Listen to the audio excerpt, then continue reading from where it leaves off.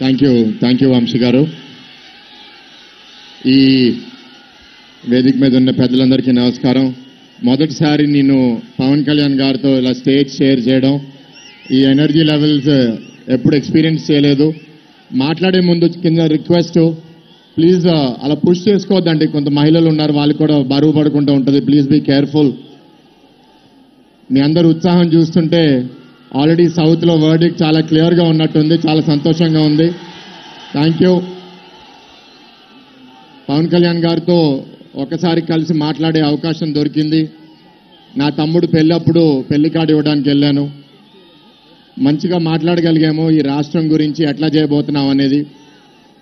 ఇక్కడ ఎంత మీ భవిష్యత్తు, ఇక్కడంతా యువకులు ఉన్నారు. యువకులు ఒకసారి మీరు ఓపికగా వినాలి. మీ భవిష్యత్తు ఇక్కడ చాలా నష్టపోతుంది. రాష్ట్రంలో 13.5 లక్షల కోట్లు ఇవాళ అప్పు ఉంది అంటే రేపు పెట్టుబడులు ఎట్లా తీసుకొస్తాం? 14 నుంచి 19 మధ్యలో పవన్ కళ్యాణ్ గారి మద్దతుతో ప్రభుత్వం ఫామ్ చేస్తే ఇవాళ అప్పుడు రాష్ట్రంలో 5,15,000 ఉద్యోగాలు సృష్టించాం. దాంట్లో 70,000 ఉద్యోగాలు విశాఖపట్నంలోనే ఎస్టాబ్లిష్ చేయగలిగాం. ఈ 5 సంవత్సరాల్లో ఉద్యోగాలు ఎక్కడికి వెళ్ళి, పెట్టుబడులు ఎక్కడికి వెళ్ళి? ఫ్రాంక్లిన్ టెంపుల్టన్ తీసుకొస్తే తిరిగి పంపించేశారు. లులు మాల్ తీసుకొస్తే తిరిగి పంపించేశారు.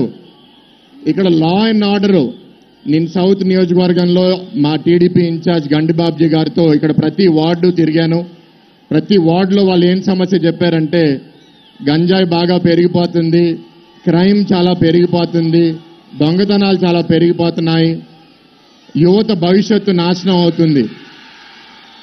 ఇక్కడ డ్రైనేజ్ సమస్యల వల్ల మీ అందరూ చెత్త పన్ను కడుతున్నారా, కట్టట్లేదా? చెత్త పన్ను కడుతున్నారా? మరి కడుతున్నప్పుడు మరి మీ డ్రైన్స్ క్లీన్ చేయాలా, క్లీన్ చేయకూడదా? మరి ఏదన్నా చేస్తున్నారా? చేయట్లేదు. ప్రాపర్టీ ట్యాక్స్ ప్రతి సంవత్సరం 15% పెంచేస్తున్నారు.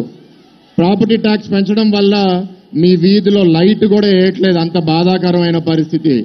చాలా ఏరియాస్లో రాత్రిపూట మహిళలకి భద్రత లేదనే విషయం కూడా మీ అందరూ నాకు చెప్పారు. ఇవాళ పొత్తు ధర్మంలో వంశీకృష్ణ గారికి ఇక్కడ సీట్ ఇవ్వడం జరిగింది. గండిబాబ్జీ గారు చాలా బాగా పనిచేసినా సరే, నేను అనేక సందర్భాల్లో ఇది చెప్పాను. తెలుగుదేశం పార్టీ ఒక కష్టకాలంలో ఉన్నప్పుడు పవన్ కళ్యాణ్ గారు అప్పుడు నా భవిష్యత్తు, నా పార్టీ భవిష్యత్తు అని ఆలోచించలేదు. రాష్ట్రం బాగుండాలి, రాష్ట్రం బాగుండాలి అని 3 సంవత్సరాల నుంచి ఆయన ఏమన్నారు? ప్రభుత్వ వ్యతిరేకత ఓటు చీలనివ్వకుండా చేస్తానని అన్నారు. ఆయన అన్నట్టు ఇవాళ తెలుగుదేశం, జనసేన, బీజేపీ కలిసి వచ్చి ఈ దుర్మార్గ పాలన ఓడించడానికి మీ ముందుకొచ్చాం. అయితే ఇవాళ మీ ఉన్న ఎనర్జీ రేపు మీరు ఓటింగ్ బూత్లో చూపించాలని మీ అందరినీ కోరుతున్నాను. మీ అందరూ వచ్చి ఓటింగ్ వేయాలి. ఇందాక వంశీకృష్ణ గారు కూడా చెప్పారు, ఆయన 2 సార్లు గతంలో పోటీ చేసి ఓడిపోయారు. కానీ నేను ఆయన చూసినంత వరకు మంచి మనిషి, మనుషుల్ని నమ్ముతారు.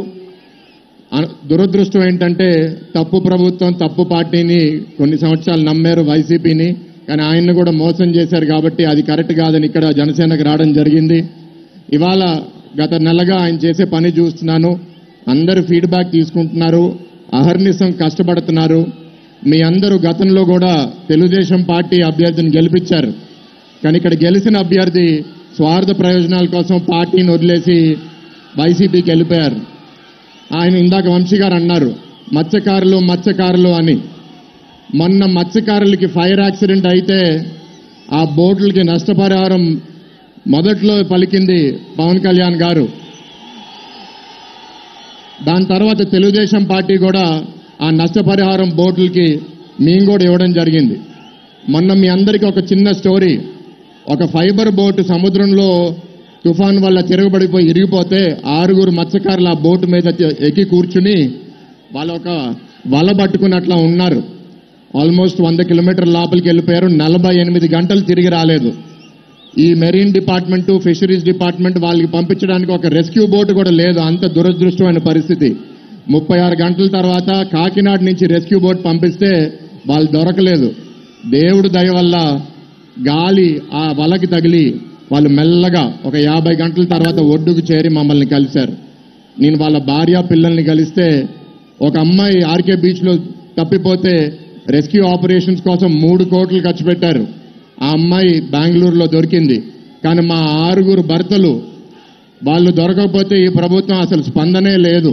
అంటే మత్స్యకారుల మీద ఈ ప్రభుత్వంకు ఉన్న కమిట్మెంట్ ఏంటి అని మీ అందరి ముందు క్వశ్చన్ చేస్తున్నాను. ఇవాళ రకరకాల సమస్యలు ఉన్నాయి. పవన్ కళ్యాణ్ గారు మాట్లాడు కాబట్టి అన్నీ నేను చెప్పను. ఆయన లాంటి మనిషి రాష్ట్రానికి చాలా అవసరం.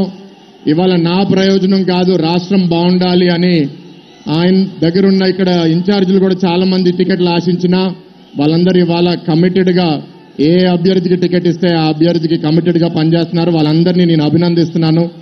ఈ నియోజకవర్గంలో కూడా జనసేన టికెట్ మీద ఒక్క కార్పొరేటర్ గెలిచింది, బీసెట్టి వసంత గారు. ఆవిడని కూడా కంగ్రాచులేట్ చేస్తున్నాను. జనసేన కూడా ఇవాళ మీ అందరి యువత ఒక క్రమశిక్షణతో పనిచేస్తే జనసేన పార్టీ కూడా చాలా బలపడుతుంది, రాష్ట్రానికి కూడా చాలా మంచిది.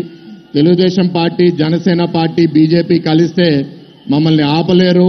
పవన్ కళ్యాణ్ గారు అన్నట్టు 10 సంవత్సరాల పాలన మనకి అవసరం. 10 సంవత్సరాలు మనం పాలిస్తే ఈ దారి తప్పిన రాష్ట్రాన్ని మళ్ళీ దారి లోపలికి తీసుకొస్తాం. కళ్యాణ్ గారు మా పూర్తి మద్దతు మీతో ఉందండి.